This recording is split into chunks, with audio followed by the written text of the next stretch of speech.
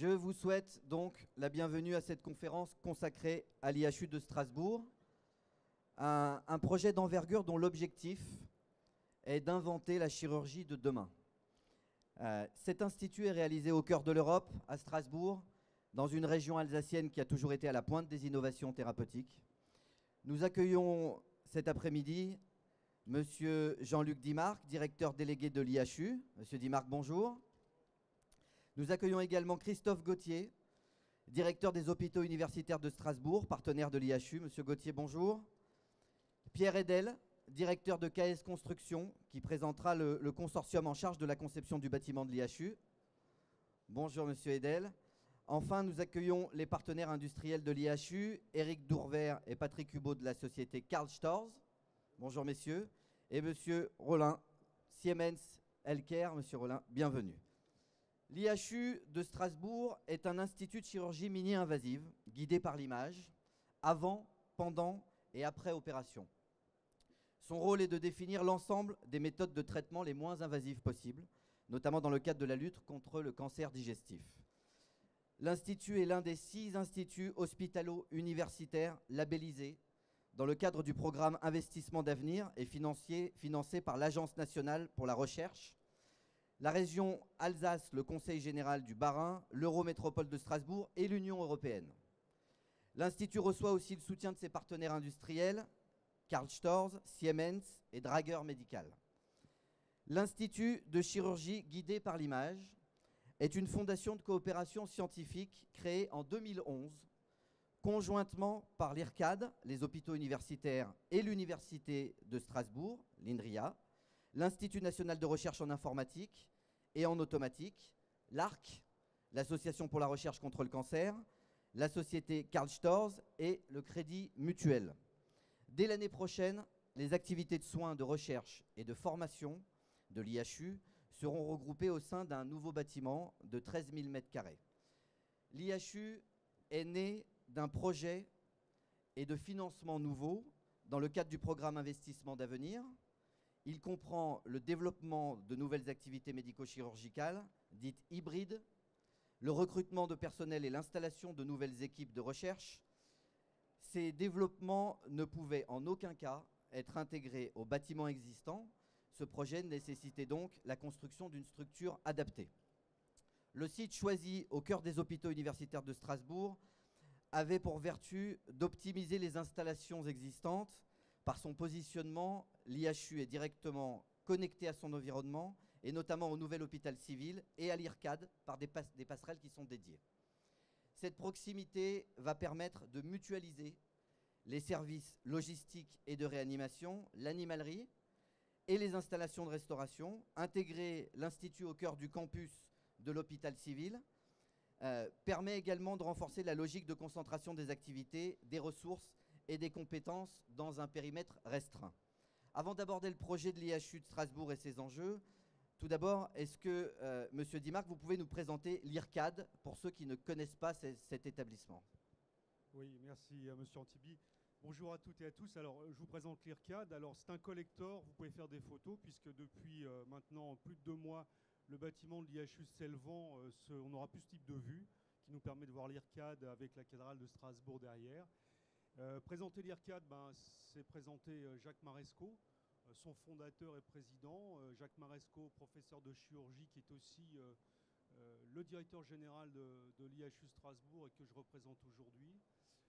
Jacques Marescot, qui est reconnu au niveau mondial comme véritablement un chirurgien visionnaire, avec une capacité, un pragmatisme à traduire les innovations en projets concrets qui se réalisent et en histoire à succès. Alors il faut se replonger avec la création de l'IRCAD au début des années 90, avec les débuts de la chirurgie mini-invasive et aussi avec les développements des applications numériques pour la chirurgie. Et Jacques Marescot, pressant les enjeux qui viennent, et décide de créer à Strasbourg un centre de recherche et donc d'enseignement pour enseigner, pour former les nouvelles générations de chirurgiens, la chirurgie mini-invasive. Alors, c'est quelque chose qui a été véritablement un grand succès, même si au début ça faisait tiquer les uns et les autres.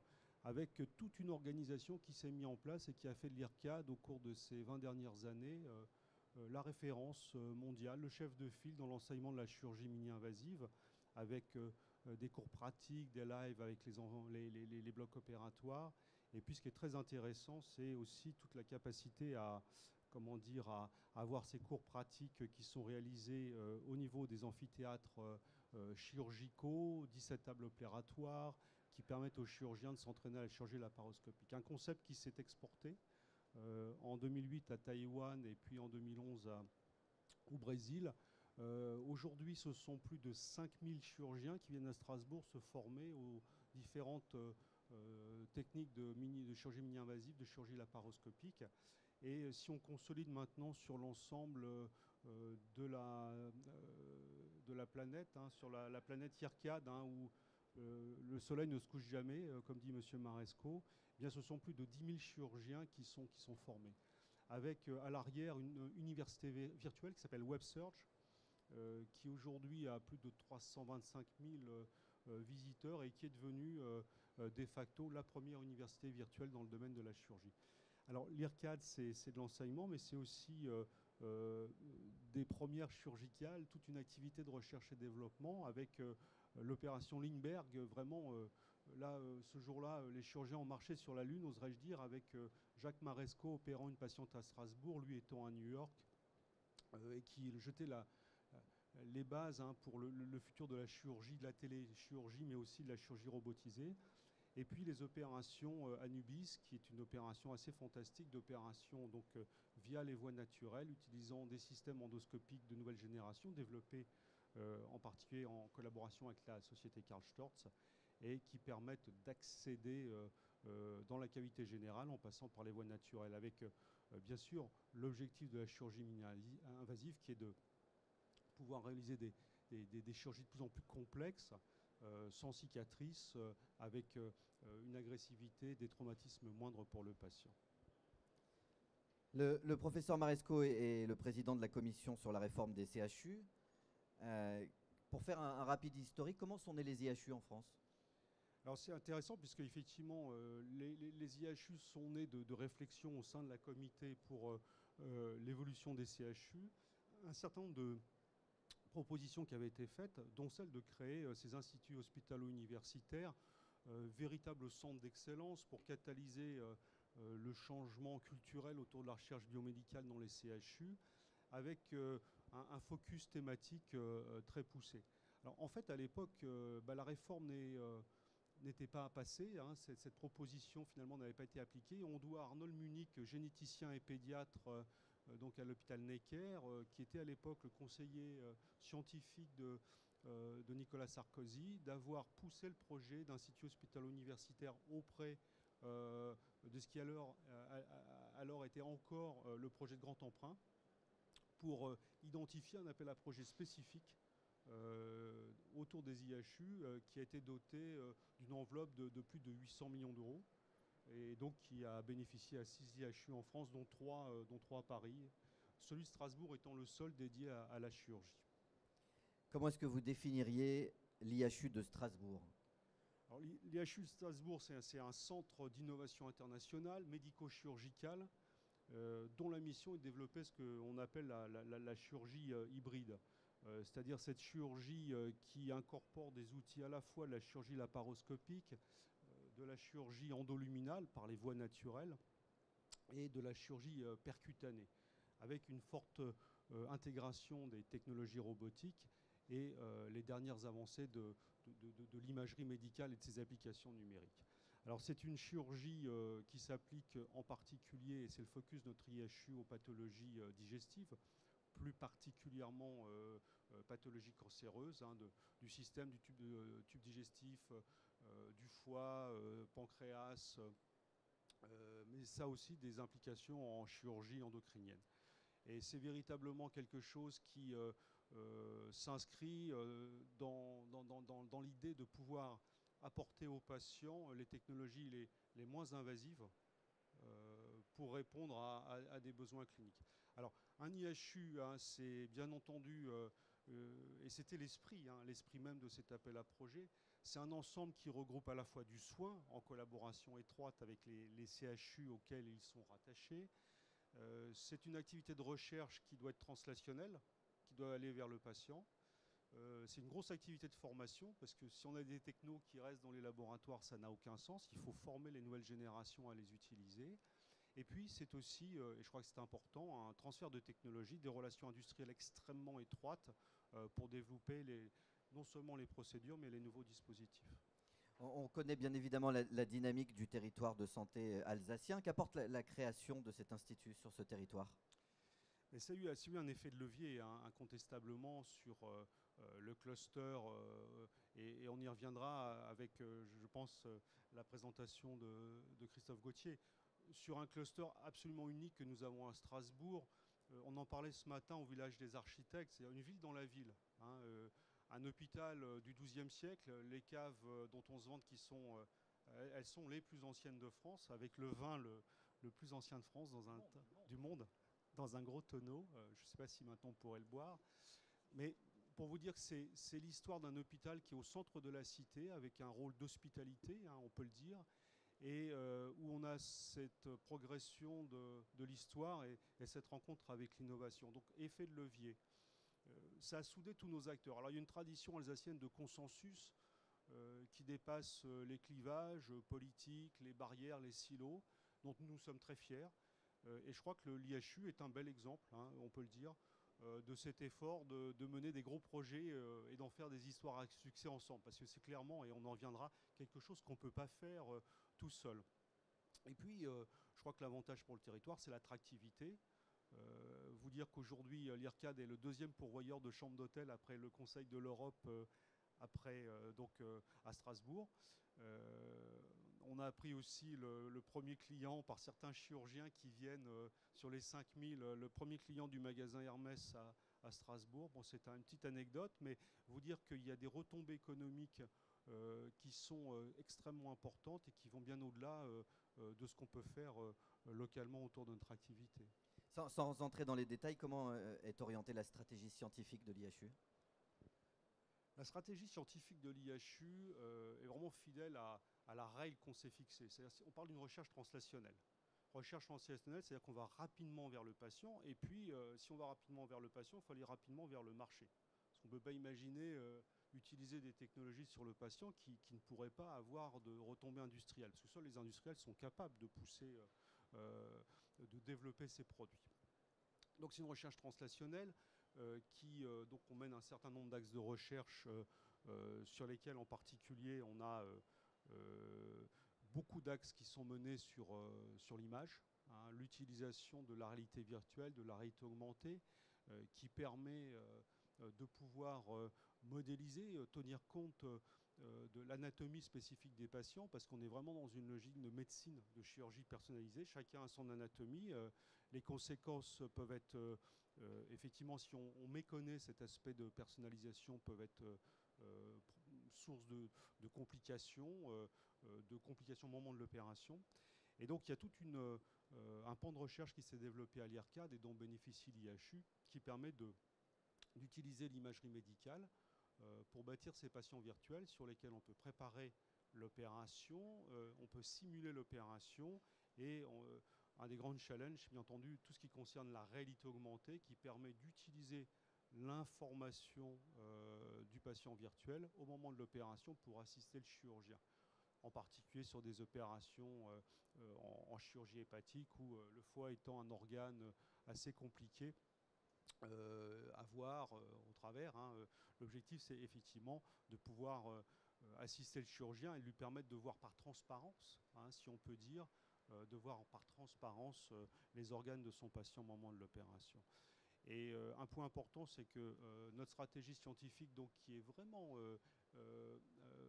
bâtie pour maximiser, pour rendre plus rapide le transfert vers le patient, eh bien, cette stratégie, elle est suivie, oserais-je dire, au jour le jour par un conseil scientifique international, dans lequel on va retrouver des experts, des scientifiques, des personnes de l'industrie, mais aussi des chirurgiens, des gastro-entérologues, pour s'assurer que tous nos projets peuvent aboutir à des applications dans un délai qui soit raisonnable par rapport à notre échelle de temps.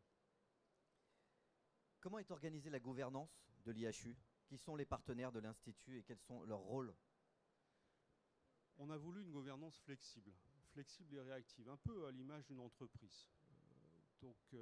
On a dans cette gouvernance les représentants, vous les avez cités, des membres fondateurs de l'IHU, l'IRCAD, vraiment qui était le pionnier, le porteur du projet, aux côtés du CHU, des hospices universitaires de Strasbourg, et puis de l'Université de Strasbourg. Et puis on a choisi d'avoir un certain nombre de personnes qualifiées, dont notre présidente Michèle Barzac, ancienne ministre de la Santé. Nous avons des entrepreneurs à bord, en particulier Pierre-Étienne Binchendler, patron de Soprema, une société alsacienne spécialisée dans l'étanchéité, qui est beaucoup de bon sens, qui apporte beaucoup de bon sens et de pragmatisme. Des investisseurs qui sont donc Bernard Daugeras, Bernard Gilly, qui sont des spécialistes de l'innovation dans le domaine des technologies médicales et du drug discovery, et qui nous apportent, ma foi, et là je parle sous le contrôle d'un de nos administrateurs, beaucoup de bon sens, de pragmatisme dans ce qui est et doit rester un investissement d'avenir, qui doit penser à développer une activité qui soit pérenne sur le long terme. Donc, comme vous venez de le citer, les hôpitaux universitaires de Strasbourg accueilleront donc sur leur site le nouveau bâtiment au cœur du campus. Monsieur Gauthier, vous êtes le directeur général des hôpitaux universitaires de Strasbourg. Est-ce que vous pouvez nous présenter votre établissement, s'il vous plaît? Écoutez, avec plaisir. D'abord, bonjour à tous et à toutes. Je suis effectivement très heureux de pouvoir être aux côtés de Monsieur Dimarc. Et vous avez vu cette belle photo qui est la photo qui représente ce que sera l'implantation du futur IHU au sein de ce magnifique campus. Alors, les hôpitaux universitaires de Strasbourg, c'est, selon les classements des presses spécialisées, le 3, 4e, 5e CHU du pays.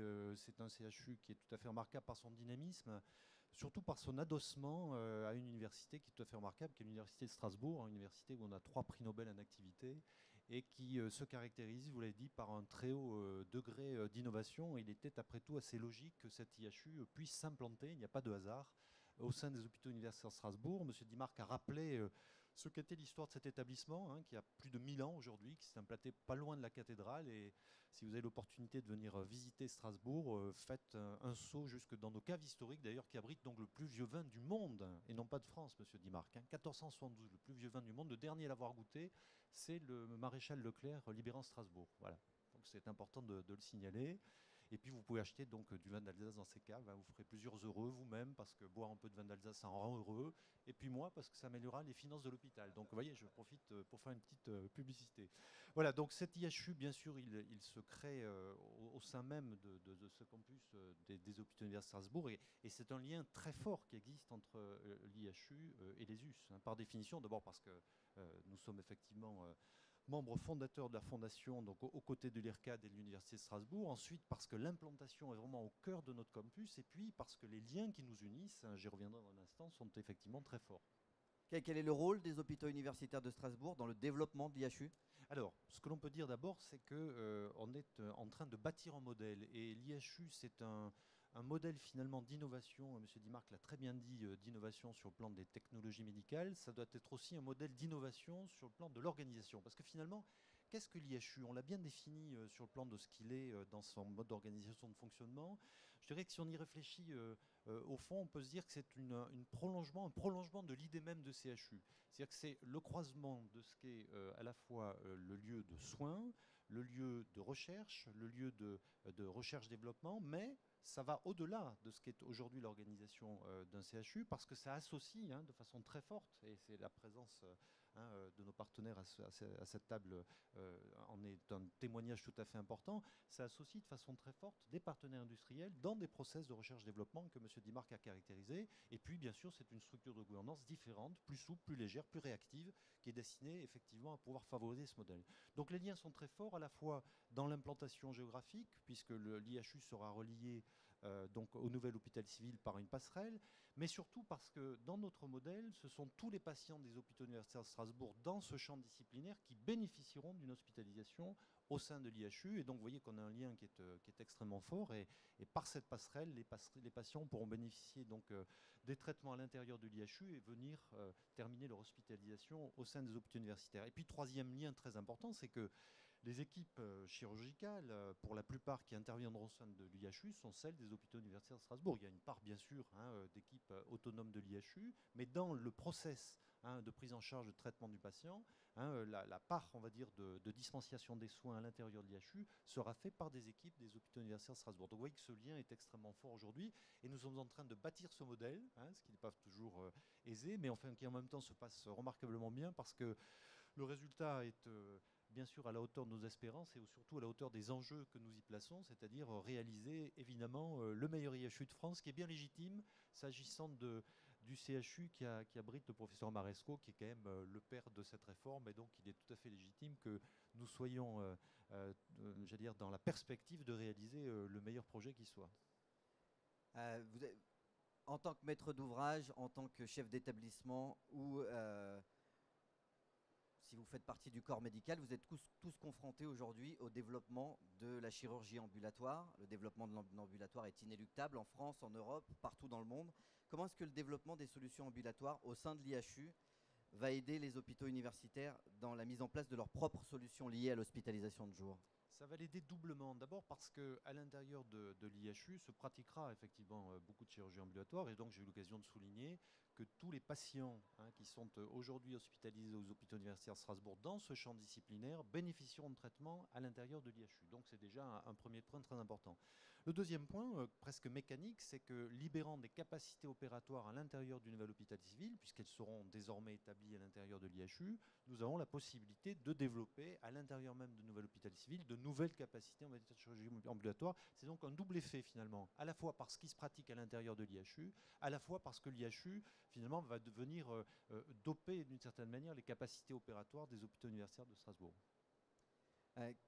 On le sait, les hôpitaux universitaires de Strasbourg ont un rayonnement international aujourd'hui, mais que va apporter l'IHU à ce rayonnement international? Alors, M. Dimarc l'a très bien dit, ce rayonnement existe aux hôpitaux universitaires de Strasbourg depuis de nombreuses années. Il a été très notoirement renforcé effectivement par le travail remarquable du professeur Maresco, auquel il faut rendre hommage effectivement dans la vision qu'il a développée et dans le fait qu'aujourd'hui à l'IRCAD effectivement sont plus de 5000 chirurgiens du monde entier qui viennent se former. C'est un centre qui est reconnu au plan mondial de façon tout à fait incontestable, et le fait de le structurer sous une forme d'institut hospitalier universitaire va venir renforcer encore ce rayonnement, à la fois par la participation des spécialistes éminents dans le comité scientifique. Vous l'avez dit, M. Dimarc, c'est une des marques de fabrique aussi de l'IHU que de venir s'agréger finalement des compétences qui viennent du monde entier au sein de ce conseil scientifique, et puis au-delà, dans le développement des techniques, et que donc, comme nous sommes vraiment dans une insertion complète à l'intérieur des hôpitaux universitaires de Strasbourg, on a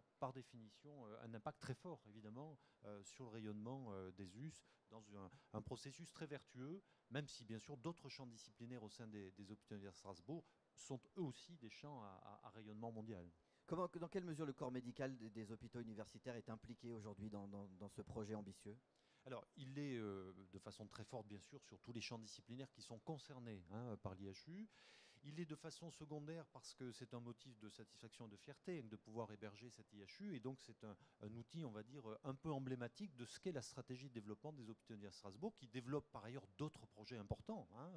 En particulier, nous bâtissons en ce moment un institut régional du cancer en se mariant avec le centre de lutte contre le cancer. On refait aussi l'intégralité du plateau technique de notre deuxième site qui n'est pas sur cette diapositive, et on va construire à peu près une quarantaine de salles d'opération neuves. Donc on est vraiment sur une grosse dynamique de développement. L'IHU participe de cette dynamique de développement de façon importante.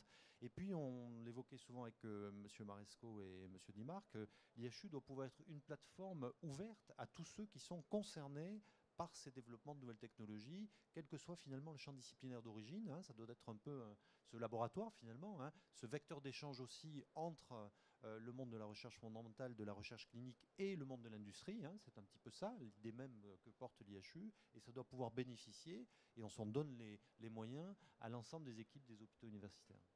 On sent bien cette dynamique qu'il y a entre toutes les équipes et tous les acteurs de ce projet, parce que c'était pas un projet facile quand même, hein. Dans l'attente de la réception du nouveau bâtiment, comment est-ce que l'activité est organisée au sein de l'Institut? Quelles sont les infrastructures actuelles? Alors, sur les infrastructures, on a eu une grande chance, c'est l'hôpital nous a aidés parce qu'effectivement, on ne pouvait pas attendre la construction du nouveau bâtiment pour pouvoir démarrer les activités. Donc aujourd'hui, une partie des activités est réalisée sur un bâtiment qui se situe tout près de l'IHU et sur lequel on a notre plateau d'imagerie expérimentale développé en collaboration avec Siemens et avec Karl Storz pour tout ce qui concerne l'intégration et qu'on verra avec un peu plus de détails dans un instant. Et ainsi que les activités cliniques qui sont réalisées donc au sein du service de chirurgie digestive endocrinienne et au centre d'endoscopie, sachant qu'effectivement, à partir à peu près jour pour jour, dans un an, l'ensemble de ces activités, comme le disait M. Gauthier, seront transférées, les activités interventionnelles, hein, pas les lits d'hospitalisation, transférées sur le nouveau bâtiment. Donc ça, c'est quelque chose qui est extrêmement important en ce qui concerne notre démarrage rapide des activités, un premier laboratoire d'usage, je dirais. Comment sont organisées les activités de soins associées à la recherche clinique au sein de l'IHU? C'est très intéressant parce qu'on a un projet médical qui est fortement lié bien sûr avec celui du projet du pôle hépatodigestif, hein, qui englobe les activités qui nous intéressent en premier lieu. On peut vraiment dire qu'il y a une maturation du projet médical au cours de la dernière année. On peut vraiment dire que c'est un travail qui associe à la fois les équipes de l'IHU et du CHU, hein, parce que c'est lié, hein, c'est l'hôpital qui a la responsabilité de l'activité de soins, quand bien même les activités seront conduites sur le plateau de l'IHU. Et on est dans une logique où, on l'a dit, tous les patients, hein, au début, hein, il faut bien dire qu'on voyait une prise en charge de pathologies particulières, prise en charge spécifique sur le plateau de l'IHU et de garder une activité, oserais-je dire, de routine, pour peu qu'il y ait de l'activité de routine dans un CHU, au niveau du pôle hépatodigestif. Et là, on s'est aperçu que ça ne tenait pas la route, pour un certain nombre de raisons. Rentabilité économique des blocs opératoires, il faut bien le dire. Disponibilité des équipes, c'est-à-dire c'était quasiment impossible, même s'il y avait un pont entre les deux bâtiments, que les équipes, les seniors, hein, les professeurs du service puissent être disponibles entre deux groupes de blocs opératoires. Et puis il y avait un risque qui était d'aller vers une médecine à deux vitesses, c'est-à-dire médecine classique, hein, une chirurgie classique qui aurait été réalisée dans les blocs de l'hôpital, et puis une chirurgie comment dire, hautement assistée par l'image, la robotique, etc., qui serait réalisée sur l'IHU. Et ça, on ne le voulait pas, parce que la mission des IHU, en tout cas la nôtre, c'est véritablement d'apporter des innovations à tous les patients le plus rapidement possible. Et ça, c'est, oserais-je dire, gravé en lettres d'or frontispice de notre institut. Et c'est un engagement qu'on a tous pris. Et le choix, et c'est un choix courageux, hein, puisque ça a des conséquences effectivement en termes d'organisation pour l'hôpital, de dire que tous les patients du pôle hépatodigestif, avec les patients de l'endoscopie, allaient être pris en charge sur le plateau de l'IHU, ça nous met aussi la pression. Hein, ça nous met la pression parce que ça veut dire qu'on doit apporter l'innovation à tous les patients. Et on s'est même mis une pression supplémentaire puisque notre ambition, et on va la tenir, est que tous les patients soient intégrés dans des protocoles. Protocoles cliniques, protocoles médico-économiques, suivis. On a un certain nombre d'idées en tête, mais que 100% des patients, et là on parle d'une population qui avoisine maintenant les 8000 patients, si on considère l'ensemble des activités du pôle et de l'endoscopie et de la chirurgie ambulatoire qui va se développer de façon assez fantastique, eh bien que tous ces patients puissent être dans des protocoles revenant aux fondamentaux de ce qu'est un hôpital universitaire, c'est-à-dire que chaque patient apporte une information. C'est-à-dire qu'après avoir soigné un patient, on est meilleur parce que tout simplement on a appris quelque chose. Et c'est vraiment, et je crois que là on verra au niveau des technologies, au niveau de l'organisation, les technologies nous aident parce que faire ça, je dirais, à la main est quasiment impossible. Organiser le système d'information pour que ça nous permette de faire ça, et on le fera à Strasbourg, est tout à fait réaliste. Voilà. Donc c'est l'engagement qu'on a pris ensemble et auprès de nos patients. Alors, lorsqu'on demande, nous, les journalistes, lorsqu'on sillonne l'Europe et bien au-delà, et qu'on rencontre les médecins, les directeurs d'établissements de santé, et qu'on leur pose la question, comment est-ce qu'ils peuvent avoir une vision à 10 ans, à 15 ans ou à 20 ans de l'établissement de santé dans lequel ils se trouvent, ou même de l'hôpital de demain en général. Ils nous répondent tous la même chose. Il y a plusieurs facteurs qui font que c'est compliqué aujourd'hui d'avoir une vraie vision, ne serait-ce qu'à 10 ans. Parmi les facteurs clés qui déterminent aussi la vision de ces professionnels, on a les innovations technologiques, les avancées de la médecine. Dans le cadre des innovations technologiques et des avancées de la médecine, le professeur Maresco a toujours été un visionnaire. Tous les professionnels qui ont travaillé avec lui, qui travaillent aujourd'hui avec lui, le sont également et partagent sa vision. Le pôle de recherche et développement est l'une des clés de voûte de vos activités. Quels sont les enjeux des innovations technologiques pour l'IHU? Alors, il y en a plusieurs. Premier grand challenge, c'est d'aller vers le caractère mini-invasif des interventions. Et là, clairement, on est au début de l'histoire. Il y a des miracles qui ont été faits au cours des 10, des 20 dernières années.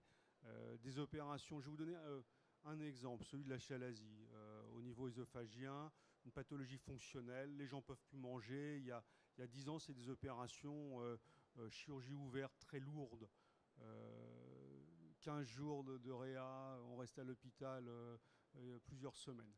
Ensuite, il y a eu la chirurgie laparoscopique. Et là, ça s'est amélioré avec quand même 2 à 3 semaines d'hospitalisation. Aujourd'hui, on réalise ces opérations par voie endoscopique, par la bouche. C'est une opération qui exige beaucoup de savoir-faire. On a heureusement les experts. Les gens arrivent la veille et, oserais-je dire, pour ceux pour lesquels ça va le plus vite, ils sortent le soir. Et ils peuvent manger, parce que la chalasie, on n'arrive plus à manger, hein, les aliments restent assez. Et ça, c'est un exemple de... On n'est qu'au début, hein, puisque l'idée de notre institut, c'est véritablement de prendre en charge des pathologies de plus en plus complexes par des voies de moins en moins invasives. Et c'est là où il y a des rencontres intéressantes avec les disciplines médicales, radiologie interventionnelle, endoscopie interventionnelle, qui ont développé des technologies. Donc ça, c'est un premier challenge. Et là, on sait que, en particulier, deuxième challenge, au niveau de la robotisation, de l'assistance robotisée, puisqu'il ne s'agit pas de remplacer le chirurgien, ça n'a pas de sens. Par contre, de l'assister, un petit peu comme dans la voiture, hein, vous avez une direction assistée, reprenez une voiture sans direction assistée, vous verrez la différence. Et là, on sait qu'en matière de chirurgie, en particulier sur l'endoscopie flexible, il y a de très beaux projets qui sont réalisés en partenariat avec Karl Storz autour d'endoscopes de toute nouvelle génération qui bénéficient d'une assistance robotisée développée en collaboration avec l'Université de Strasbourg et qui permettent de manipuler au mieux ces instruments qui sont des tuyaux avec des instruments au bout pour des interventions qui vont être de plus en plus sophistiquées. Il faut vous dire que l'endoscopie, prenez l'exemple du Japon, parce qu'il y a beaucoup à apprendre, et c'est une des grandes forces de l'IRCAD avec ces milliers de chirurgiens qui viennent régulièrement à Strasbourg, c'est qu'on voit ce qui se passe ailleurs. C'est qu'on a une bonne veille technologique et il y a de très très belles choses qui s'opèrent, en partie en Asie ou sur certains cancers comme les cancers de l'œsophage et de l'estomac. Il y a maintenant plus d'interventions qui sont réalisées par voie endoscopique que par voie laparoscopique. On s'inscrit, nous, en termes de challenge, sur la capacité d'être capable de voir le plus tôt possible les cancers pour pouvoir les opérer le plus tôt. Il y a un dicton qui dit, si c'est facile à voir, c'est difficile à traiter. On parle de chirurgie oncologique. Si c'est difficile à voir, c'est facile à traiter. Voilà. Et nous, on s'inscrit dans la deuxième dimension, qui est de pouvoir détecter, et c'est là où les outils de l'image sont tout à fait importants, où les nouvelles méthodes du diagnostic précoce des tumeurs sont essentielles, détecter au plus tôt les tumeurs pour pouvoir les prendre en charge, les opérer le plus rapidement possible. Et puis, troisième challenge très spécifique à notre activité qui concerne la dosimétrie. On va voir, il y a beaucoup de choses, guidage par l'image, avec des imageurs qui, il est vrai, sont de moins en moins irradiants si on parle des imageurs à rayons X. Mais cela dit, dans notre plan médical, l'assistance par l'image péropératoire va devenir quelque chose de très régulier. On y reviendra. Et c'est clair que ça n'aurait pas de sens de développer ce type de technologie avec le risque de générer une irradiation qui serait plus importante pour le patient. Donc on a lancé, en collaboration d'ailleurs avec l'hôpital, un gros programme autour de la dosimétrie, non seulement la dosimétrie patiente pour être capable de devenir un centre d'excellence, c'est notre ambition pour pouvoir suivre vraiment au plus près ces aspects, mais aussi la dosimétrie pour les personnels, hein, puisque c'est un nouveau monde, hein, qui s'ouvre aujourd'hui avec des chirurgiens qui vont de plus en plus utiliser ces outils de guidage par l'image. Donc voilà ces 3 challenges, la robotisation, le caractère mini-invasif et puis effectivement ces aspects de dosimétrie. Et puis peut-être, et ça on y arrive aussi, dernier grand challenge autour de la réalité augmentée, hein. Donc aujourd'hui on a des outils de réalité augmentée, vous l'avez vu, qui permettent d'apporter de l'information pendant l'opération, de la superposer à l'imagerie endoscopique. Se dit, le problème de la chirurgie digestive, c'est que ça n'arrête pas de bouger.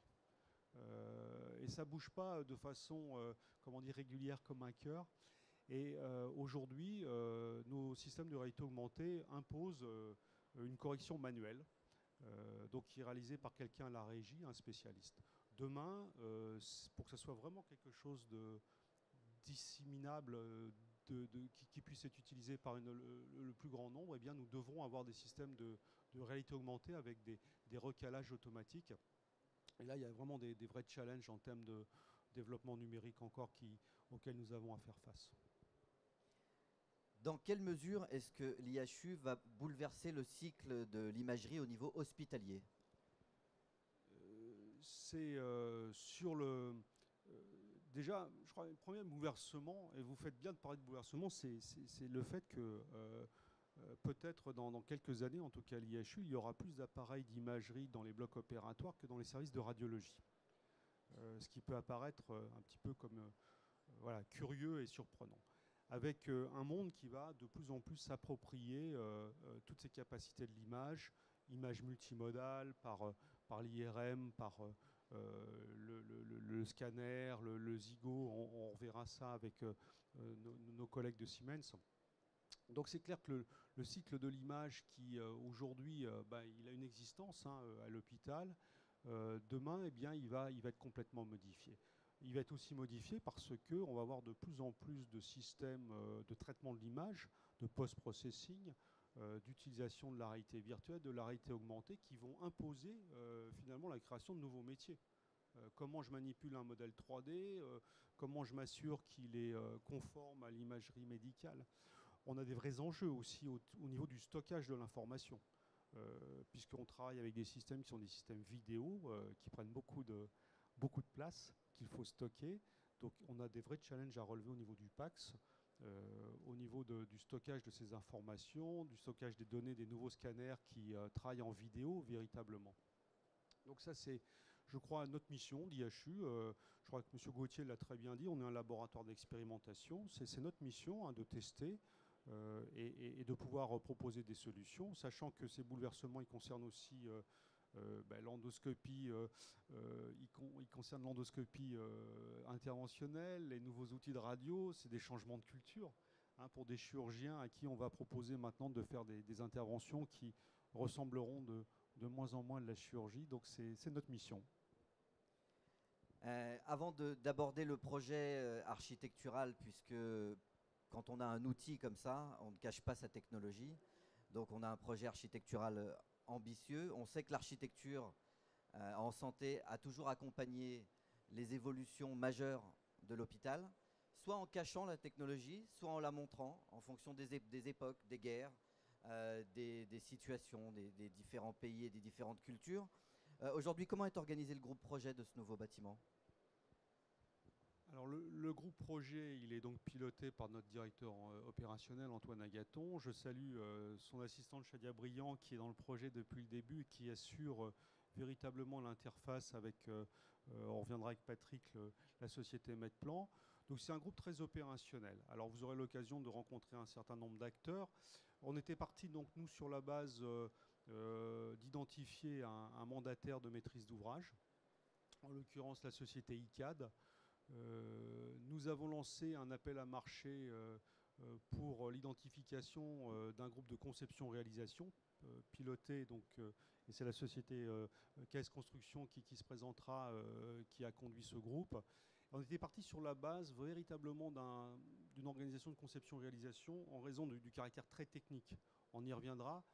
On construit, alors ici on en a eu un très très bel exemple ce matin, on en a discuté au moment de la conférence au Village des Architectes, mais construire un hôpital, et c'est pas n'importe quel hôpital, puisque on va plusieurs activités qui vont être finalement regroupées dans le même bâtiment. Donc on a un groupe très réactif qui travaille beaucoup avec les industriels, puisque on a deux maîtres d'œuvre, hein, oserais-je dire, un maître d'œuvre pour le dur, hein, l'externe, toute la partie bâtiment, et puis un maître d'œuvre, donc en l'occurrence la société Medplan, pour ce qui concerne l'aménagement intérieur des parties cliniques et expérimentales, donc les parties très techniques. Donc on a mis en place une organisation pour que tout le monde travaille ensemble. Là encore une fois, je ne vais pas vous dire qu'au début on avait des craintes. C'est que le maître d'œuvre du lourd disent au maître d'œuvre de la partie intérieure, ah bah ça c'est ton histoire, et finalement, etc. Et ça se passe très bien, mais c'est eux qui vont vous le dire, avec beaucoup de communication. Alors c'est pas pour vous dire que c'est un long fleuve tranquille, hein, on construit quelque chose d'assez complexe, mais encore une fois, il y a une logique, une équipe projet qui se voit régulièrement, qui implique tous les acteurs, bien sûr, en partie les acteurs de l'hôpital, hein, pour ce qui concerne, parce qu'on aura beaucoup de liaisons avec l'hôpital. Et ça fonctionne plutôt bien, je touche du bois, sachant qu'aujourd'hui, on n'a aucun retard. L'hiver a été clément en Alsace cette année, ainsi que dans une grande partie de la France. Et donc, on est toujours dans les clous pour accueillir notre premier patient dans un an, voilà, à peu près jour pour jour. C'est pas une invitation, hein. Quelles sont les grandes lignes du projet de construction du nouveau bâtiment? Le bâtiment, là, vous en avez donc une représentation d'artistes. Alors un bâtiment, on y reviendra, mais qui aura donc 3 étages, 5 niveaux, avec un premier étage clinique qui contiendra 9 blocs opératoires de dernière génération, blocs hybrides d'endoscopie, de chirurgie hybride, avec un plateau d'imagerie, dont scanner, Zygo et IRM. Un deuxième étage qui sera un étage important, qui sera donc un étage de projet, un étage d'échange, un véritable hub de l'innovation où industriels, étudiants, chercheurs pourront se rencontrer, pourront échanger. Un troisième étage qui sera donc à la fois un ensemble expérimental, donc des blocs expérimentaux, et puis une unité de diagnostic de toute dernière génération avec une IRM 3 Tesla et puis un scanner Force 4D donc de la dernière génération de Siemens. Voilà, donc un très très bel ensemble, et je crois dans un bâtiment, on y reviendra, qui a beaucoup de qualité esthétique. Et puis on l'a souligné, il faut le rappeler à nouveau, un véritable lien. C'était le chaînon manquant dans notre cluster entre l'hôpital et l'IRCAD. Et là, on pousse l'exercice jusqu'au bout pour la première fois avec ce bâtiment qui est une terre de rencontre dans une logique pure et dure de recherche translationnelle. Ça, c'est une question qui s'adresse aussi bien à vous, M. Dimarc, qu'à M. Gauthier. Dans quelle mesure l'aspect architectural de cet IHU va faire la fierté des acteurs de santé de la région? Parce qu'on voit que c'est un bel objet quand même, c'est un bel outil.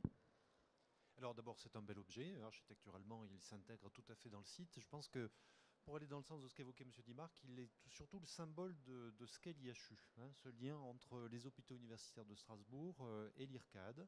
Et finalement, dans ce continuum de recherche translationnelle qu'on essaie de promouvoir, hein, qui est la marque de fabrique effectivement de l'IHU, et le fait que symboliquement, ce bâtiment, pas simplement symboliquement d'ailleurs, hein, puisque ça sera un outil opérationnel important, soit relié par 2 passerelles, d'une part celle qui le relie au nouvel hôpital civil, donc vers les capacités d'hospitalisation des hôpitaux universitaires, et d'autre part vers l'IRCAD, en fait un magnifique symbole. Voilà. Donc il est au cœur de notre campus, il en est au cœur, hein, et il est relié par 2 passerelles qui symbolisent ce continuum finalement de prise en charge entre les hôpitaux universitaires de Strasbourg et l'IRCAD, et donc ça, c'est un très beau symbole. Monsieur Dimarc, vous voulez ajouter quelque chose sur l'architecture de cet outil? Peut-être je vais laisser Pierre Edel, parce que c'est quand même la conception-réalisation, c'est bien sûr de la technique, mais c'est aussi beaucoup d'architecture, de réflexion. Alors, c'est intéressant, juste un commentaire, c'est parce que il nous fallait un bâtiment à 5 pattes, hein, comme les moutons, c'est-à-dire à la fois qui s'intègre. On a dit, on est dans l'histoire à Strasbourg, hein, donc on ne peut pas faire n'importe quoi. Il y a des règles des contraintes d'une certaine façon des bâtiments de France, hein, puisqu'il y a beaucoup de bâtiments qui sont classés, on a cette chance, donc il y avait cette contrainte-là. Il fallait quand même qu'ils sortent un petit peu du lot. Il faut qu'ils soient évolutifs, on en a parlé ce matin. Alors ça veut dire... évolutif, ça veut déjà vous dire qu'entre il y a 3 semaines et donc aujourd'hui, nous on a pris la décision d'installer un nouveau plateau d'imagerie au 3e étage. Et que les équipes techniques ne se sont pas évanouies et que les solutions sont là. C'est-à-dire qu'on a vraiment prévu un bâtiment qui peut répondre à cette évolution, ne pas vieillir. Donc on le voit, et je crois qu'on a eu la chance avec l'agence Vasconi d'avoir un très bel nouvel hôpital civil, hein, qui a été, ma foi, c'est vraiment des formes intemporelles, hein, qui sont très sobres et en même temps qui sont vraiment très, très rassurantes, hein, qui s'intègrent bien, qui sont harmoniques avec le paysage. L'IRCAD, avec ses 20 ans, ma foi, ne les fait pas. Donc on touche du bois que jamais 203 et que notre bâtiment de l'IHU viennent compléter l'ensemble. Je vais donner maintenant la parole à Pierre Edel. Monsieur Edel, vous êtes le directeur de KS Construction qui est en charge de la réalisation du nouveau bâtiment de l'IHU. Vous avez opté pour un consortium pluridisciplinaire exclusivement alsacien. Qui le compose ? Bonjour à toutes et à tous. Oui, je représente le groupement de conception-réalisation du projet de l'IHU, composé du cabinet d'architecture Schweitzer et architectes associés, du bureau d'études structure et fluide, le groupe SNC Lavalin, du bureau d'études environnementales Solares Bauen, et de 4 entreprises de taille intermédiaire locales qui sont l'entreprise Soprema, spécialisée dans l'étanchéité, la couverture, la façade, l'entreprise Sovec, électricien, l'entreprise Loner, chauffagiste et sanitaire, et l'entreprise KS Construction, que je représente, qui est mandataire de ce groupement et qui intervient en tant qu'entreprise générale. Alors nous avons voulu, à travers notre participation à ce concours de conception-réalisation de l'IHU, prouver à nos maîtres d'ouvrage que des groupements de compétences locales pouvaient très bien rivaliser avec des majors de la construction, comme ils sont d'ailleurs bien représentés sur le salon, pour la réalisation de projets innovants et complexes tels que l'IHU. Quelles étaient les exigences du cahier des charges de l'IHU en matière de programmation et d'infrastructures techniques ? Parce qu'on voit que c'est quand même un outil technologique, donc il y a dû y avoir des contraintes. Quelles étaient ces exigences ? Alors, le programme a imposé 2 principes majeurs, qui sont l'évolutivité et la modularité des espaces, tout en conservant l'unicité de ces espaces en termes de fonctionnalité. L'imbrication des contraintes programmatiques liées aux activités ambulatoires, cliniques, les plateaux de recherche et l'enseignement nous ont conduit à réaliser en fait une structure, une ossature extrêmement aérée, large. Nous avons concentré les espaces destinés à la technique dans 3 noyaux centraux autour des circulations verticales pour libérer un maximum les espaces et pour générer ces notions de modularité et d'évolutivité. Les comités de pilotage aujourd'hui sur tous les grands projets sont de plus en plus fournis. Évidemment, ils sont multidisciplinaires. La communication passe bien mieux qu'il y a 10 ans parce qu'on retrouve des acteurs de toutes sortes, des professionnels de santé, même des cadres de santé, des industriels, des constructeurs, des architectes. En tout cas, plus on est nombreux à participer aux réflexions, plus on a de chances de voir un projet abouti. Ces comités de pilotage des grands projets sont reconnus maintenant dans tous les hôpitaux que vous voyez sortir de terre. Comment se sont déroulées les réflexions avec les acteurs de l'IHU et leurs partenaires autour de la conception de ce projet ? Parce que c'est vrai qu'ils se sont retrouvés en face de chirurgiens, même des équipes du professeur Maresco et de tous les autres partenaires. Ça n'a pas dû être une simple affaire. Comment on arrive à communiquer? Alors encore une fois, je pense que de passer par ce marché de conception-réalisation a permis de mettre très tôt autour de la table les différents acteurs, que ce soit les équipes de conception du groupement, les réalisateurs également du groupement, mais également les réalisateurs, les équipementiers, les intervenants de l'IHU autour d'une table pour bien comprendre et faciliter la compréhension des besoins hein, d'un projet d'une telle innovation. Quels sont les enjeux et les contraintes de ce projet en matière de construction et son intégration dans l'environnement aussi, par exemple, puisqu'il est directement intégré sur le campus universitaire? Oui, alors des contraintes, il y en a eu plusieurs. D'une part, en premier lieu, le planning, puisqu'on réalise cette construction en 18 mois. D'autre part, le site dans lequel nous évoluons, puisque nous sommes vraiment au cœur de l'hôpital civil, hein, qui est en pleine activité. Il a fallu nous concentrer particulièrement sur l'organisation matérielle, le choix des méthodologiques et la gestion des avoisinants pour veiller à la sécurité de chacun et limiter au maximum les nuisances. Mais en effet, sur ce site proprement dit, nous avions dû faire face à des problèmes d'eau, puisque le sous-sol de la ville de Strasbourg regorge d'eau et de vin, oui. Et puis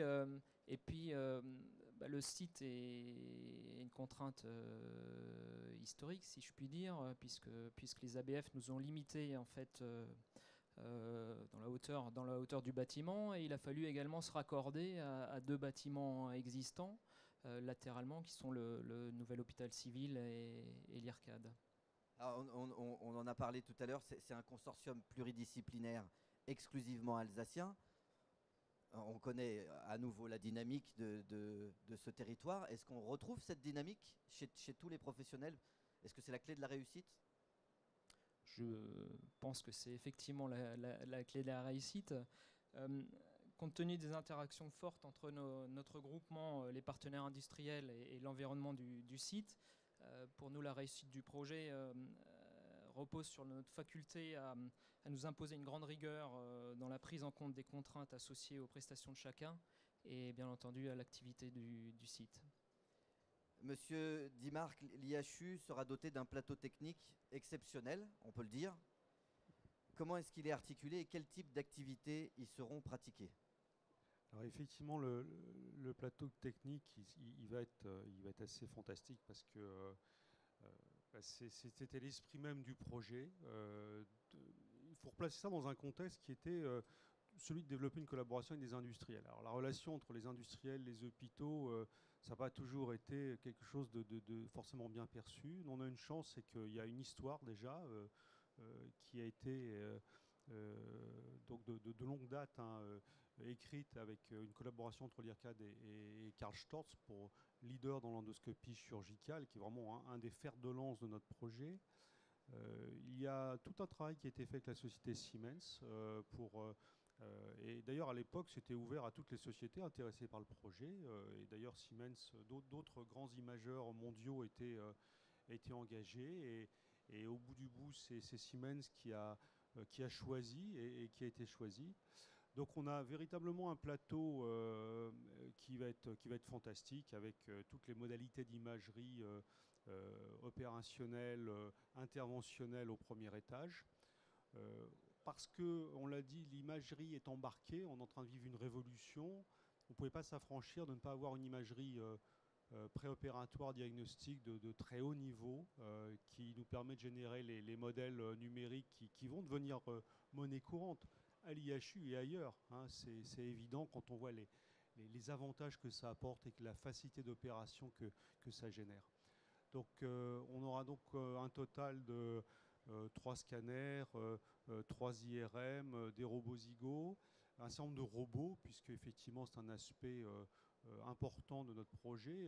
Donc robots donc de différents types, des robots assez lourds comme ceux de Intuitive, qui est d'ailleurs un stand pas très loin de chez nous, et puis des robots plus légers, des robots d'assistance.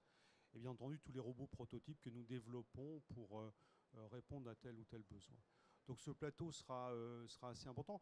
Cela dit, si vous prenez les modalités une par une, finalement, oserais-je dire, beaucoup d'hôpitaux peuvent les acquérir. Ce qui est peut-être le cœur du projet, c'est l'intégration. D'accord, c'est de faire fonctionner tout ça en même temps. Le but, c'est pas que ça soit un gadget planté de temps à autre, c'est que ça serve régulièrement, qu'on se pose la question, est-ce que ça a un sens au niveau médico-économique? Bien entendu, en premier lieu, ça doit apporter un avantage pour le patient. Et je crois que le plus compliqué, et ça c'est un travail que auquel nos industriels sont confrontés là aujourd'hui maintenant, oserais-je dire chaque heure, c'est ce travail d'intégration des technologies. Parce que c'est bien beau d'avoir de l'image, mais si vous avez 50 écrans dans un bloc opératoire, le chirurgien, voilà, il va regarder les écrans, il ne pourra plus travailler. Donc il y a une vraie logique de laboratoire d'usage, d'ergonomie, de modification des protocoles. Et ça, je crois que c'est véritablement... alors, on commence à l'expérimenter maintenant, mais c'est dans un an où on passera l'épreuve du feu avec des patients. Et là est un vrai challenge, oui, tout à fait. Quand on parle de transfert de technologie, c'est-à-dire entre le moment où la technologie a été pensée, réfléchie, et jusqu'à l'application sur le patient, aujourd'hui, on va gagner en temps avec un outil comme l'IHU? On devrait. On devrait. Là aussi, l'histoire va nous le dire. C'est le pari qu'on fait. On est dans un bâtiment où vous aurez finalement 3-4 activités en une dans un même endroit. Pierre Edel le disait, c'est quasiment au moins 2 bâtiments pour la partie expérimentale et projet et la partie clinique, 2 bâtiments qui cohabitent avec finalement une même unité architecturale, mais au niveau technique, c'est 2 entités complètement séparées pour des raisons évidentes d'hygiène. Et l'idée, c'est que oui, vous êtes au 2e étage, vous êtes une équipe projet, vous développez une nouvelle méthodologie de suivi par l'image. Ensuite, vous avez les blocs expérimentaux au 3e et vous pouvez aller les tester rapidement dans les modèles qui vont bien, sur les mêmes imageurs que ceux qui sont installés au 1er et sur lesquels vous pourrez faire vos premiers essais cliniques, premières preuves de concept en situation clinique. Donc on pense que le fait de cette concentration, qu'on peut qualifier d'unique, il n'y a pas beaucoup d'exemples comme ça, en tout cas on en connaît peu, devrait nous permettre, et c'est même matériel, de gagner du temps. On le voit bien, quand les chirurgiens sont aujourd'hui à l'hôpital, eh bien, ils viennent à l'IRCAD pour un cours, ils peuvent repartir s'il y a une urgence. Demain, eh bien, le bâtiment de l'IHU sera vraiment ce lien entre les 2 unités. Donc il faut être très pragmatique par moment. Si on avait l'hôpital à un endroit, les labos à 10 km de là, et puis le bloc expérimental je ne sais où, il faudrait prendre la voiture, le train, que sais-je. Là, à pied, sans courir, je pense qu'on est dans même pas les 5 minutes. Donc c'est une grande force que nous avons dans cette organisation. C'est important de le souligner parce que peu de gens aujourd'hui connaissent vraiment le fonctionnement de l'IHU et viennent en backstage, comme on dit, pour voir comment réfléchissent les équipes, à quoi sert vraiment un institut d'excellence comme celui-ci. Et comme il y en a d'autres aussi en France, puisque ce n'est pas le seul, on a souligné l'importance pour tous les professionnels que vous voyez ici aujourd'hui en face de vous, et que m'a souligné le professeur Maresco quand on a eu un entretien dans le grand reportage qu'on a réalisé à l'IHU, l'importance de la collaboration avec les industriels. Ces industriels, comme vous l'avez entendu, ont été choisis par l'IHU, mais ils ont aussi, eux, choisi l'IHU. C'est-à-dire que c'est vraiment un partenariat gagnant-gagnant. Ces industriels viennent appliquer leur technologie, viennent réfléchir aux nouvelles technologies et ont la chance de trouver des professionnels qui vont pouvoir travailler et les appliquer, ce qui fera gagner du temps à tout le monde, tout cela au bénéfice du patient. Karl Storz est un de ces industriels. Monsieur Dourvert, est-ce que vous pouvez nous retracer l'historique de la collaboration entre l'entreprise Karl Storz et l'IHU de Strasbourg, s'il vous plaît? Bonjour. Bonjour à toutes et à tous. Merci Monsieur NTB de me permettre de retracer l'historique. La société Karl Storz n'est pas arrivée sur l'IHU comme ça du jour au lendemain. Nous avons une longue relation avec d'abord l'IRCAD depuis 2004, donc un peu plus de 10 ans. Et nous avons eu avec l'équipe du professeur Maresco et lui-même le temps de s'estimer réciproquement, c'est-à-dire nous d'apprécier les efforts qu'il fait dans la formation des chirurgiens, dans ses idées visionnaires, et lui, je pense, d'apprécier la fiabilité et le sérieux de la société Karl Storz et de ses produits. Et lorsque M. Maresco s'est tourné vers nous, vers Mme Storz, pour lui demander si elle était intéressée par le projet de l'IHU, le oui a été immédiat, compte tenu du fait des relations que l'on avait et compte tenu aussi de l'importance et du côté visionnaire du projet qu'était l'IHU, enfin qu'est l'IHU. Ce sont les raisons pour lesquelles vous avez accepté de collaborer avec l'IHU, entre autres? Tout à fait. Il y avait un autre point qui nous semblait important, c'était que l'idée d'un partenariat public-privé relativement innovant et que, en tant que Karl Storz, bien sûr, comme tout industriel, nous avons déjà travaillé avec des institutions de recherche. Et là, le fait que les industriels soient partie prenante du projet avec les professeurs et avec les équipes de recherche nous semblait particulièrement intéressante parce que c'était pas travailler avec de la recherche pour faire de la recherche, mais on sentait qu'il y avait derrière, avec la construction également du nouveau bâtiment, quelque chose de très concret, de très pragmatique. Et pour un industriel, lorsqu'il travaille avec des institutions de recherche, ce par quoi il est intéressé, c'est bien sûr d'avoir à la fin des années de recherche un produit qui peut être mis sur le marché dans l'intérêt de tous, dans l'intérêt des chirurgiens, mais également dans l'intérêt des patients. Et je pense que cette philosophie de partenariat privé-public est très innovante et beaucoup plus, comment dirais-je, pragmatique que peut-être des travaux de recherche avec certaines institutions où on se tourne peut-être plus vers la recherche fondamentale que vers le côté pragmatique de la recherche. Alors, cette savante alliance et ce savant partenariat fait de l'IHU, on l'a souligné, un outil unique en Europe, c'est sûr, voire au monde, parce que c'est vrai qu'on ne retrouve pas dans d'autres établissements cette succession justement d'activités et de recherche à tous les niveaux. Qui sont les acteurs de chez Karl Storz qui sont impliqués dans cette collaboration? Est-ce que vous avez aussi un rayonnement international? Oui, on a un rayonnement international puisque nous sommes présents soit par l'intermédiaire de filiales vente et marketing dans certains pays, soit par l'intermédiaire de distributeurs qui vendent nos produits dans différents pays. Impliqués chez Karl Storz au niveau de ce projet de l'IHU, il y a toutes les équipes de recherche, que ce soit les équipes de recherche en imagerie, sur toute la technologie de l'image, ou alors également de tout ce qui est l'endoscope en lui-même et les instruments allant avec les endoscopes. Et puis nous avons aussi les gens du marketing produit qui sont bien sûr intéressés par l'évolution de la recherche et du produit final qui sortira de cette collaboration entre d'autres industriels tels que nos collègues de Siemens et l'équipe du professeur Maresco. Comment est-ce que vous définiriez votre mission au sein de l'IHU?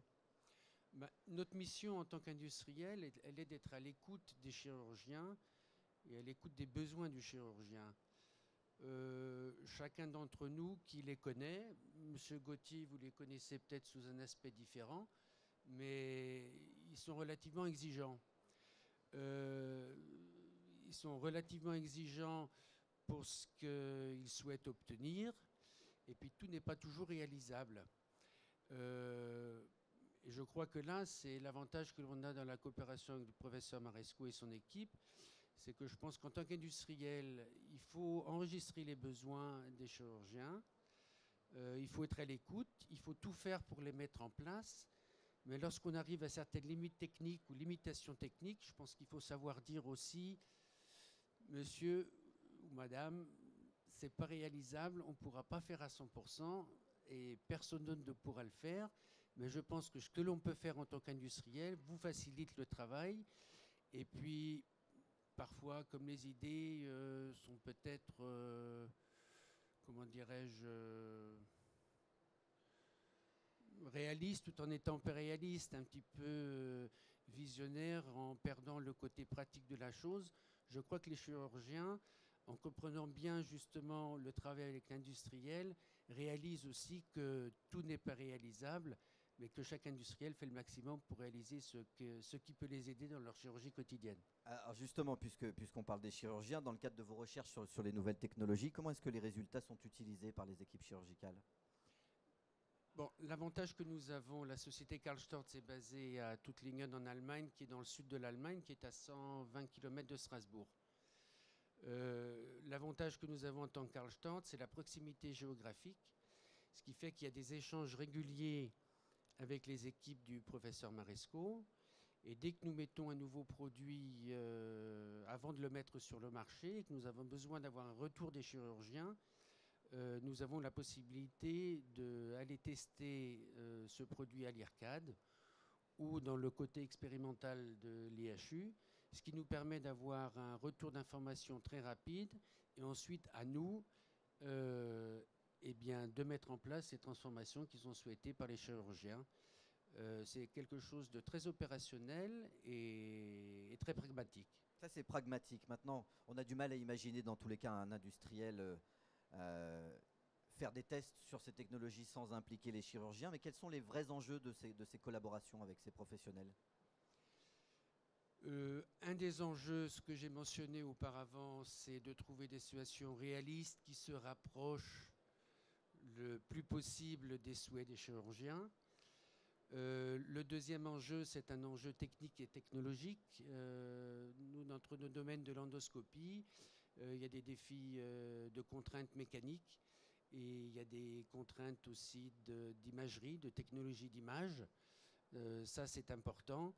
Je crois que c'est essentiel. Et puis pour nous, pour le futur, un des enjeux, c'est l'ouverture vers une nouvelle forme de chirurgie qui va demander d'autres collaborations. On le voit là avec la collaboration avec nos collègues de Siemens.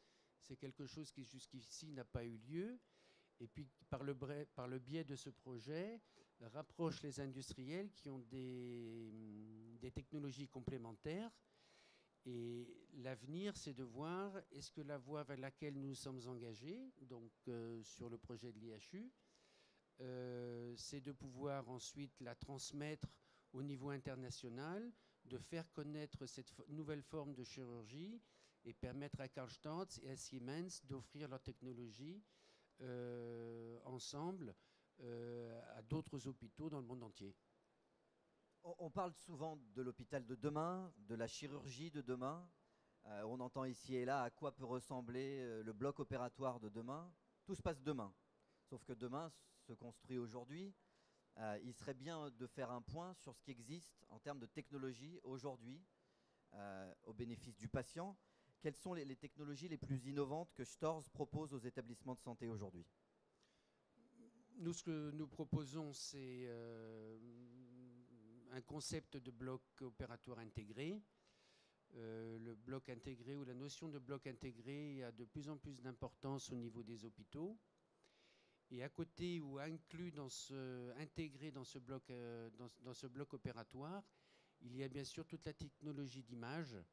Donc c'est l'image endoscopique, c'est obtenir une plus haute définition de l'image endoscopique qui va aider le chirurgien à faire son diagnostic et à pratiquer la thérapie. Et puis c'est également une miniaturisation de l'instrumentation, des endoscopes, de l'instrumentation. Et ce qu'il faut réussir à faire, c'est réunir les trois, l'intégration, la miniaturisation et la technologie de l'image. De quelle technologie va bénéficier le plateau technique de l'IHU? Le plateau technique de l'IHU va bénéficier à l'heure actuelle des produits les plus innovants que nous avons. L'intéressant sur le projet de l'IHU, c'est qu'il y a un côté recherche et développement et que donc ce dont disposera l'IHU dès qu'il ouvrira, ce ne sera pas le point final. C'est-à-dire que le projet de l'IHU continuant, la recherche continuant. Je pense que d'ici l'ouverture de l'hôpital, enfin de l'IHU, d'ici à 5 ans, il y aura eu à nouveau une évolution des technologies. Et ce sera à nous de mettre en place cette technologie de manière à ce qu'elle soit utilisée de manière quotidienne auprès des patients. Vous entendrez la même chose de la part de Siemens, qui s'exprimera aussi sur les enjeux de ces nouvelles technologies et du partenariat avec Storz et avec l'IHU. De quelle nature sera votre collaboration avec Siemens? Que peut apporter cette synergie à l'évolution des technologies et à l'avancée aussi? Oui, ben je pense que Karl Storz et Siemens, et je pense que c'est une bonne réflexion, c'est que ce sont des technologies complémentaires. Et je crois qu'avec l'évolution de la chirurgie, l'association de ces deux technologies est importante pour les équipes chirurgicales et pour les patients. Et je pense que M. Maresco avait eu une réflexion très saine en incluant dans ce projet deux partenaires ayant des technologies complémentaires, sachant que la complémentarité de ces deux technologies allait faire avancer le monde chirurgical et les techniques opératoires. Comme c'est intéressant de poser la question à un directeur d'hôpital, quelle est sa vision de l'hôpital de demain, c'est aussi intéressant de poser la question à un industriel. Quelle est votre vision du bloc opératoire de demain? Je pense que le bloc opératoire intégré est une notion qui est acquise et qui restera.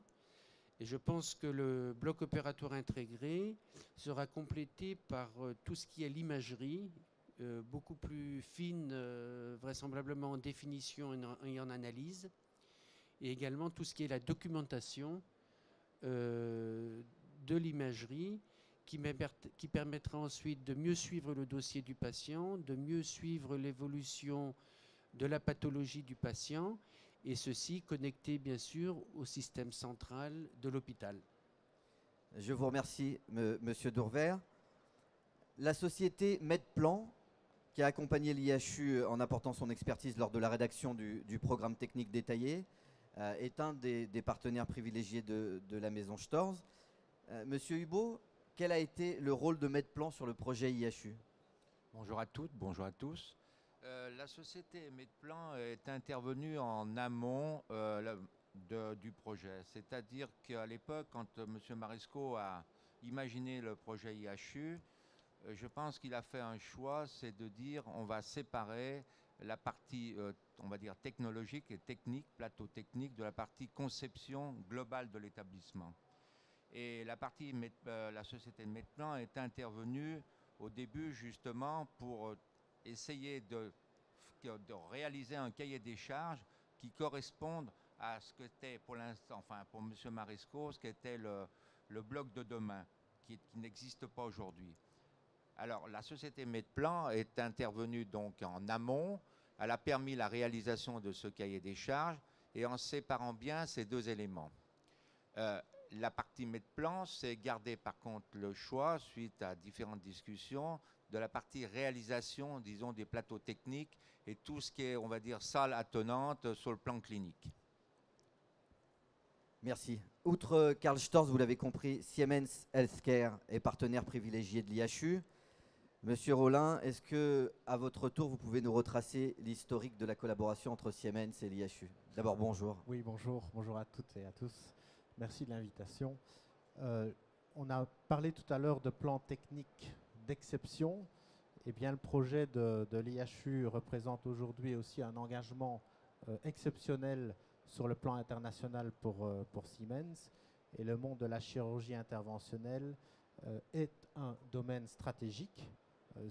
Siemens innove beaucoup dans ce domaine. On consacre environ 6% de notre chiffre d'affaires à la recherche et à l'innovation dans le domaine du mini-invasif. Et on l'a dit tout à l'heure, le professeur Jacques Maresco a initié ce projet et très vite, il a rencontré les dirigeants Siemens et l'intérêt de la convergence est apparu clair à tout le monde, notamment sur la chirurgie hybride mini-invasive guidée par l'image. Donc, les équipes se sont rapprochées par intérêt, tout naturellement. Et il faut s'imaginer qu'on est très heureux que M. Dimarc nous ait choisi pour cette collaboration multidisciplinaire. Nous allons avoir sur ce plateau, nous avons déjà sur ce plateau des chirurgiens, des médecins, des imageurs, des informaticiens, des ingénieurs qui vont travailler ensemble vers une nouvelle approche de la chirurgie adaptée à chaque patient. Et cette technologie, elle sera guidée par l'image. Ce seront des nouveaux modèles qui seront mis en place. C'est une approche robotique.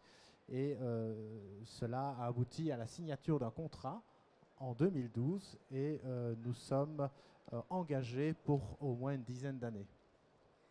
Qui sont les acteurs impliqués dans vos collaborations avec l'Institut et quelle est votre mission surtout au sein de l'IHU? Alors, les acteurs impliqués sont nombreux. Cela a débuté par Christian Populu, qui est notre précédent directeur de Siemens France, qui est originaire de la ville de Strasbourg et qui a eu l'occasion de côtoyer le professeur Jacques Marescot dans le cadre de ses activités professionnelles. Donc très rapidement, ils ont identifié un potentiel de mise en valeur de nos techniques. Ensuite est intervenue notre maison mère à travers M. Klaus Klinkenberg, qui est notre directeur de l'innovation et qui a fait de nombreux voyages à Strasbourg pour présenter un peu le futur de Siemens et des techniques.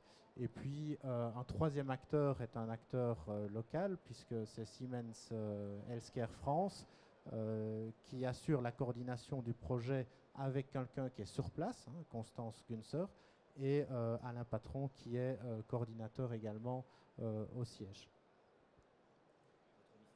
La mission. Alors la mission de notre mission, c'est finalement d'intégrer des solutions d'imagerie pour des méthodes de chirurgie mini-invasive.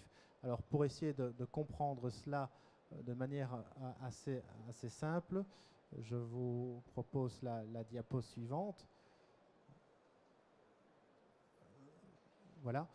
Donc sur cette diapo, vous voyez finalement le monde de la chirurgie qui est à gauche, hein, la salle d'opération, où on retrouve une table d'opération où le chirurgien va utiliser le bistouri ou son laparoscope qui permet d'observer l'intérieur de l'abdomen grâce à une petite incision. Et à droite, vous avez le monde de l'angiographie. Le radiologue, le cardiologue vont travailler dans ces salles.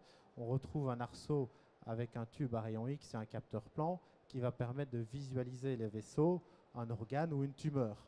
Imaginez réunir ces deux mondes dans un seul et même lieu, dans une même salle. C'est la définition de la salle hybride, c'est l'approche moderne de la médecine. Et nous accompagnons, notre mission, c'est vraiment d'accompagner ce projet de recherche et d'élargir l'intégration des différentes techniques d'imagerie au sein du bloc opératoire. Et donc, la mission, elle va s'articuler sur 3 domaines. C'est étudier l'utilisation de l'imagerie pour le chirurgien. C'est également valider des techniques, améliorer les équipements et également développer des nouvelles procédures. Quelles sont les technologies les plus innovantes que Siemens propose aux établissements de santé aujourd'hui? Alors, aujourd'hui, nos innovations portent sur 2 domaines, des logiciels et l'aspect mécanique. Alors, pour faire simple, ces logiciels permettent d'opérer des fusions en paire opératoire, c'est-à-dire pendant que vous faites le traitement sur le patient, on va importer des images que vous avez acquises par le scanner ou l'IRM et on va les fusionner avec l'anatomie réelle pendant le geste opératoire. Donc il va falloir faire des acquisitions en 3D, il va falloir avoir des outils de visualisation, il va y avoir aussi des outils de guidage pour placer une endoprothèse au millimètre près. Et il va falloir aussi proposer des outils de quantification. Ça, c'est pour la partie logicielle. Pour la partie mécanique, nous avons aussi des approches très innovantes. Je vous montre une petite vidéo pour bien visualiser à quoi ça ressemble. Sur l'approche mécanique, nous avons ce qu'on appelle le Zygo chez Siemens, qui est une sorte de bras articulé sur lequel on a un capteur plan et un tube radiogène, et qui va tourner autour de patients et qui va faire des acquisitions 3D de plus en plus rapides. Qui dit rapide dit aussi moins de problèmes d'artefacts de mouvement, et qui dit rapide dit aussi moins de doses et moins d'utilisation de produits de contraste. Donc c'est vraiment apporter une imagerie performante au bloc avec l'association des images, des modalités et des équipes. L'objectif que l'on recherche, c'est finalement toujours plus de qualité, plus de précision, plus d'ergonomie et toujours moins de doses pour limiter aussi les coûts, les complications, puisqu'on est dans une approche mini-invasive. Donc qui dit mini-invasive dit aussi peut-être moins d'erreurs et moins de complications post-opératoires. L'IHU va bénéficier de toutes ces technologies? Oui. Dans le cadre de son plateau technique, on parle du plateau oui, technique. Oui, nous avons actuellement le Zygo qui est installé sur l'IHU. Et donc, on va aussi, bien sûr, avoir des solutions inédites qui vont voir le jour. Notamment, nous sommes actuellement sur des recherches dans des domaines d'outils de guidage pour assister le chirurgien dans son geste et limiter l'exposition à la dose. On va aussi accroître la précision du geste, avoir une anatomie en temps réel. D'accord. Un autre domaine de recherche, c'est l'intégration de l'échographie. On travaille sur des nouveaux types de sondes qui va permettre de disposer en temps réel l'information pendant le geste opératoire, de mesurer l'élasticité, de mesurer la viscosité d'un tissu et ainsi d'avoir finalement une information fonctionnelle sur la tumeur, de savoir mieux l'identifier, trouver son emplacement et aussi savoir où arrêter le geste opératoire. Donc tout ça avec l'idée d'avoir un geste de moins en moins invasif. Un autre axe de recherche, c'est la réalité augmentée, on l'a déjà mentionné. Concrètement, ça va être la superposition de deux images. L'image qui sera proposée par Karl Storz avec l'endoscope et l'image qui sera proposée par Siemens, qui est l'anatomie. Le vaisseau qu'on n'a pas vu avec l'œil nu, on va le voir grâce à ces acquisitions particulières et on va les voir à travers le tissu et on va aider le chirurgien à identifier des zones critiques et tout cela grâce à la réalité augmentée. Et je me permets au passage peut-être de vous donner aussi une autre perspective en dehors de l'IHU, notamment sur l'IRM, où on travaille aussi sur une meilleure résolution temporelle. Imaginez-vous qu'à l'avenir, on va pouvoir diminuer par un facteur 10 le temps d'acquisition. Maintenant, vous comprenez mieux, quand vous entendez parler, alors, c'est pas un mariage, hein. C'est une alliance. Mais l'intérêt d'une telle alliance, vous l'avez tous compris, tous et toutes, c'est vraiment de faire avancer la médecine, que les patients soient pris en charge avec beaucoup plus de technologie. Ça ne veut pas dire que la technologie prend le pas sur l'humain, ça veut dire qu'on a besoin d'avancer. On est plus fort quand on est plusieurs, quand on chasse en meute. Aujourd'hui, l'alliance de la société Storz et de la société Siemens donnera de toute façon des résultats parce que ce sont des technologies qui sont avérées aujourd'hui et ce sont des majors de la technologie. Est-ce que ce n'est pas ça l'avenir de l'innovation en matière d'imagerie et de haute technologie, ce type d'alliance? Alors, c'est clair que les alliances sont très importantes puisque nous étions dans le passé habitués à avoir le radiologue ou le cardiologue comme interlocuteur. Et grâce à l'IHU, nous avons aussi maintenant des interlocuteurs différents, des chirurgiens, qui ont aussi des attentes différentes. Hein, et du coup, nous sommes aussi finalement guidés par eux pour développer des nouvelles solutions qui doivent rester simples et efficaces. Et donc, l'objectif aussi est finalement que le patient bénéficie d'actes ou techniques qui sont plus rapides, qui offrent plus de sécurité, avec finalement aussi des temps d'hospitalisation qui sont plus courts et des risques post-opératoires moins importants. Et pour nous, donc, l'avenir, c'est vraiment l'alliance avec le monde médical et également les constructeurs comme Siemens ou Karl Storz. Quels sont les vrais enjeux de la recherche et du développement de vos technologies au sein de l'IHU? Les enjeux, c'est que finalement, tout le monde puisse se parler et se comprendre. Comme je le disais, les attentes d'un radiologue sont différentes d'un ingénieur, différentes d'un directeur, différentes d'un chirurgien. Et donc, l'objectif, c'est finalement de faire en sorte qu'on se comprenne et qu'on puisse aboutir à des solutions qui sont simples à mettre en œuvre et qui sont aussi économiquement viables, puisqu'on va être confronté aussi à la loi du marché. Les directeurs d'hôpitaux ont des contraintes financières importantes, donc on doit aussi penser en termes économiques. Quelles évolutions vous envisagez pour l'imagerie de demain dans le domaine mini-invasif?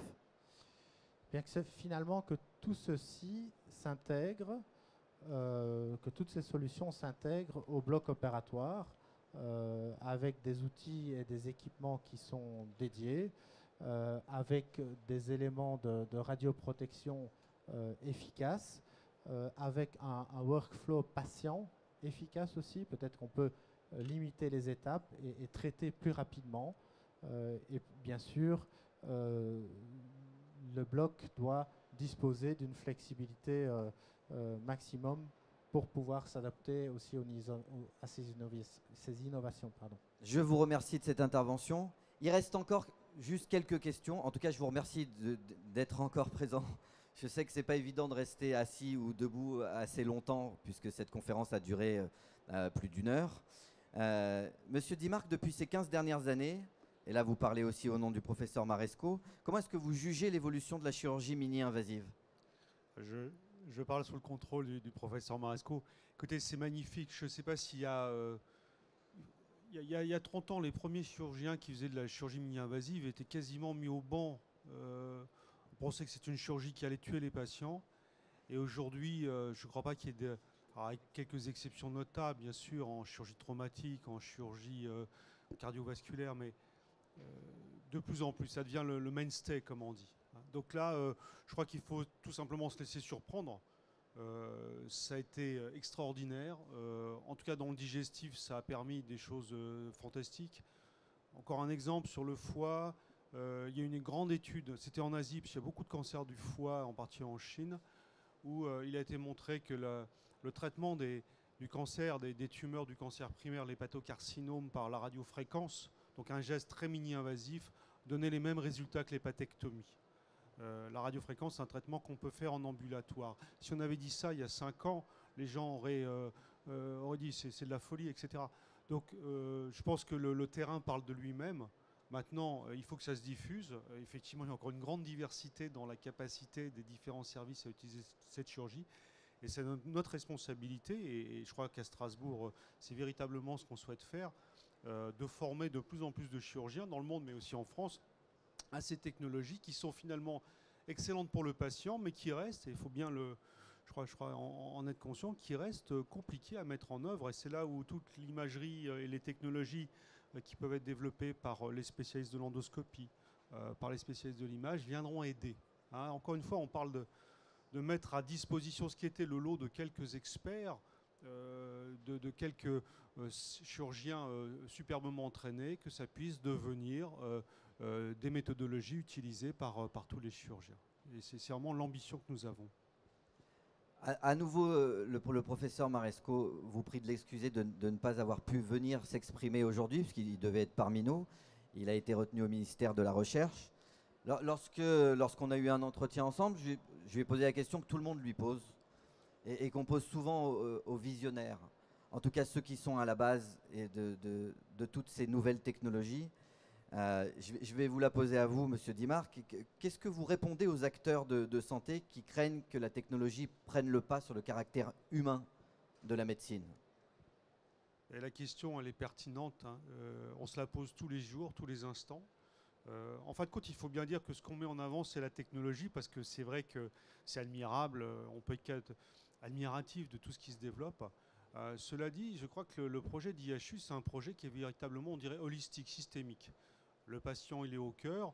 Finalement, l'acte chirurgical, il va devenir une partie de moins en moins, oserais-je dire, importante, en tout cas temporellement, dans le parcours du patient à l'hôpital. Si on travaille bien, on a bien préparé l'opération avec le patient virtuel, on a simulé, et finalement l'opération va être réalisée très rapidement.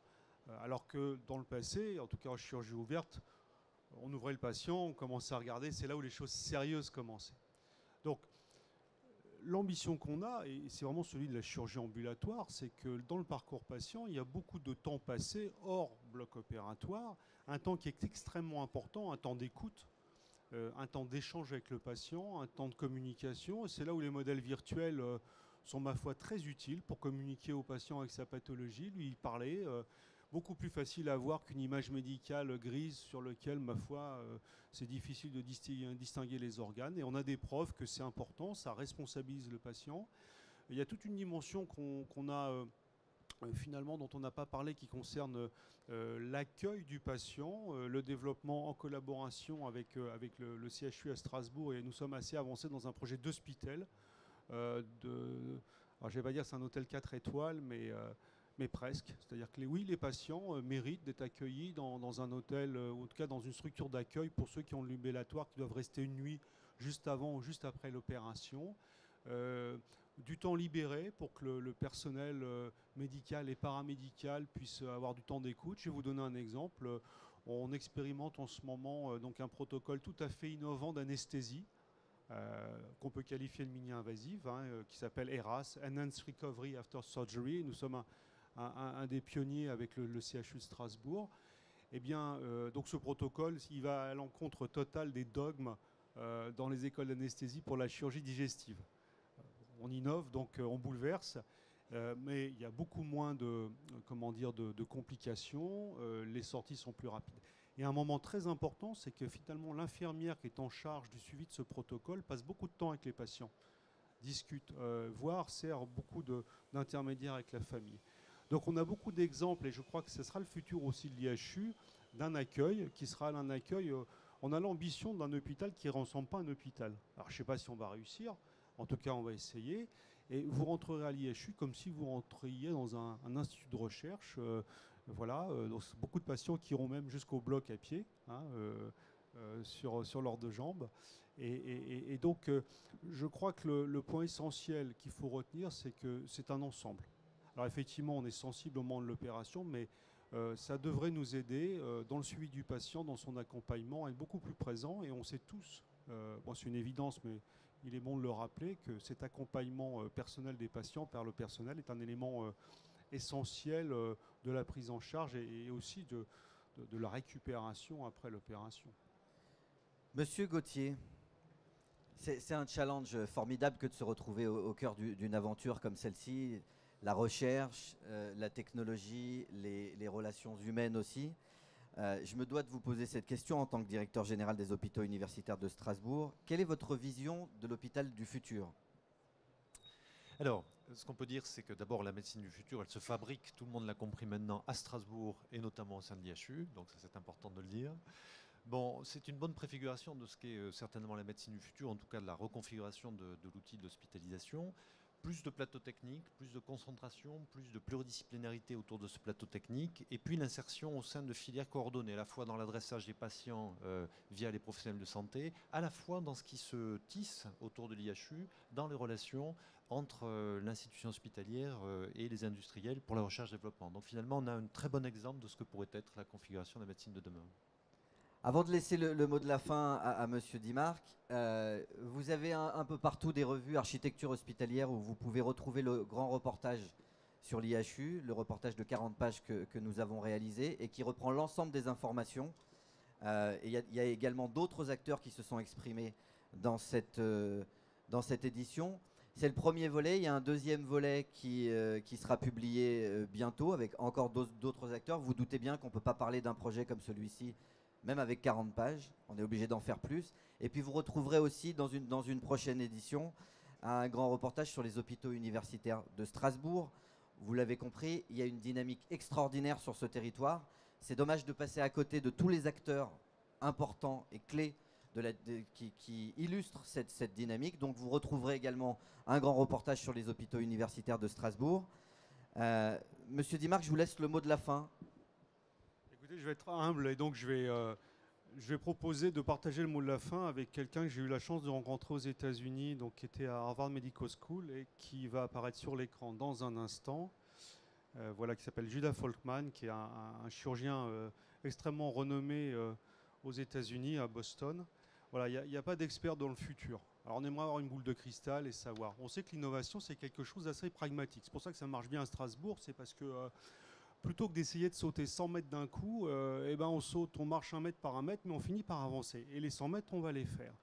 Et Folkman disait ça, et alors de façon très intéressante, c'est parce qu'il y a quelques technologies flop que j'aimerais partager avec vous pour dire que finalement, là, il faut toujours beaucoup d'humilité.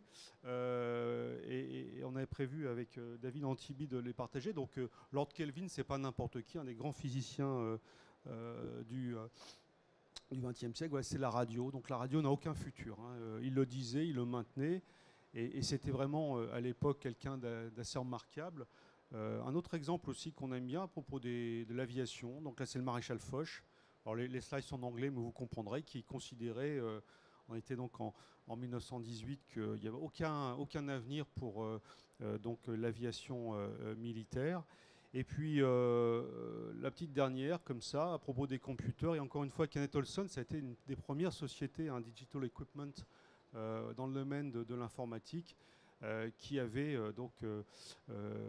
dit qu'en gros, il n'y avait aucune raison pour que quelqu'un ait un ordinateur à la maison. Je crois que vous en avez en tout cas non seulement à la maison, mais tous dans vos poches. Donc voilà, juste pour dire beaucoup d'humilité, beaucoup de pragmatisme, mais ça ne veut pas dire pas d'ambition. Et je crois que vous avez tous compris que là, tout autour de la table, dans l'ambition, on en a à revendre. Et puis moi, je suis confiant, ça va marcher.